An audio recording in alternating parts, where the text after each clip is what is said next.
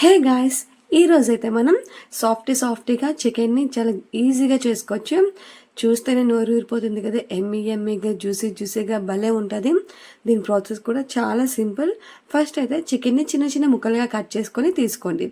ఆ తర్వాత మనం గ్రేవీ కోసం ఒక మిక్సీ జార్లో ఉల్లిపాయ, అలాగే 2 పచ్చిమిర్చి, కొంచెం అల్లం వెల్లుల్లి, అలాగే జీలకర్ర, 2 లవంగా, కొంచెం గసగసాలు, ధనియాలు కూడా వేసుకొని అందులో కొంచెం కరివేపాకు, అలాగే చిన్న మీడియం సైజ్ టమాటా కూడా వేసుకొని ఫైన్ పేస్ట్గా గ్రైండ్ చేసుకొని పక్కన పెట్టుకోండి. ఇలా ఫైన్ పేస్ట్గా చేసుకున్న తర్వాత ఒక ప్యాన్లో ఆయిల్ తీసుకొని ఆయిల్ అనేది హీట్ అయిన తర్వాత శుభ్రంగా కడిగి పక్కన పెట్టుకున్న ఆ చికెన్ ముక్కల్ని కూడా వేసుకొని ఒకసారి బాగా అడుగు అంటుకోకుండా బాగా ఫ్రై చేసుకోండి. ఇలా బాగా ఫ్రై అయ్యేటప్పుడు ఓన్లీ చికెన్కి తగినట్టు కొంచెం ఉప్పు, అలాగే కొంచెం పసుపు, అలాగే కొంచెం కారం ఓన్లీ చికెన్ ముక్కలకి తగినట్టు వేసుకోండి.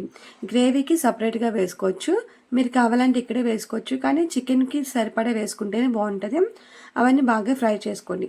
ఇలా బాగా ఫ్రై అయిన తర్వాత ఒక ప్లేట్లోకి తీసుకోండి.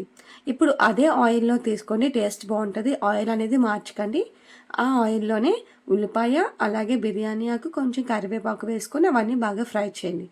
అదంతా బాగా ఫ్రై చేసిన తర్వాత ఆల్రెడీ మనం మిక్సీ చేసుకున్నాం కదా, అది కూడా ఆ గ్రేవీ కూడా వేసుకొని ఒకసారి బాగా ఫ్రై చేయండి. ఇప్పుడు అందులో కొంచెం పసుపు, కొంచెం ఉప్పు, కొంచెం కారం వేసుకోండి. అవన్నీ బాగా ఫ్రై అయిన తర్వాత ఆల్రెడీ మనం ఫ్రై చేసుకున్న చికెన్ పీసెస్ని వేసుకొని ఒక చిన్న గ్లాస్ వాటర్ వేసుకుంటే సరిపోతుంది. అలా వాటర్ వేసుకొని మీకు గ్రేవీకి ఎంత కావాలంటే అంత ఉంచుకొని స్టవ్ ఆఫ్ చేసుకుంటే రెడీ అయిపోద్ది. సూపర్ టేస్టీగా జ్యూసీతో మంచి టెక్స్చర్ వస్తుంది. ఇది అన్నం, రోటీ, చపాతీలో కానీ భలే ఉంటుంది. ఒకసారి మీరు కూడా ట్రై చేయండి. చాలా సింపుల్గా అయిపోద్ది, టేస్ట్ కూడా అంతే బాగుంటుంది. మంచిదండి. ఎవరైనా ఫస్ట్ టైం చూస్తుంటే ప్లీజ్ సబ్స్క్రైబ్ చేయండి, అలాగే లైక్ చేయండి, షేర్ చేయండి. ఈ రెసిపీ ట్రై చేసి ఎలా వచ్చిందో కామెంట్ చేయండి.